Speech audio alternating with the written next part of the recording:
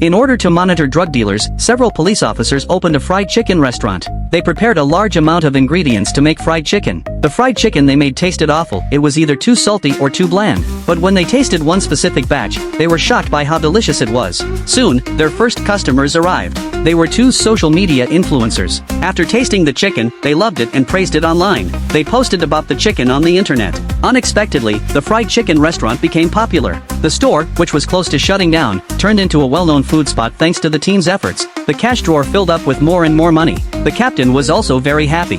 He even bought his wife a designer handbag when he went home. Because the chicken shop became so popular, two reporters from a TV station showed up. They offered to promote the restaurant for free, but the captain turned them down, since they were undercover police. However, the team members thought being on TV was no big deal. They believed that as long as their faces were blurred, it would be fine. The captain got furious when he heard that. He reminded them that the goal was to catch criminals, not to become famous. At that moment, an officer who was watching outside noticed the drug dealers making a move. He quickly called the captain over the radio, but the shop was packed with customers, and no one had time to answer him. With no other choice, he followed the drug dealers alone. But at an intersection, he lost track of them. When he came back, he tried to complain, but his teammates scolded him instead, saying he had avoided helping at the shop. He finally broke down and shouted that they were there to monitor drug dealers, not to run a chicken business. The others finally came to their senses and decided to double the price of the fried chicken. They thought this would scare off the customers so they could return to their mission. But to their surprise, even more people showed up. The restaurant even became a hotspot for internet celebrities.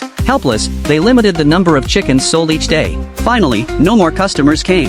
One day, the police chief summoned them to the station. He asked why they had collected no information about the drug dealers after all this time. At that moment, the captain received a call. Someone wanted to order fried chicken and the delivery address was the drug dealer's apartment. They rushed back like crazy. This was a perfect chance to gather evidence. They dressed in black and headed to their assigned positions. But when the captain opened the door, he was stunned. It was not a drug dealer inside, it was the cleaning lady. It turned out that the drug dealers had moved out a few days ago because the restaurant was too noisy. The captain was crushed. All their hard work had gone to waste. Now, they might even lose their jobs.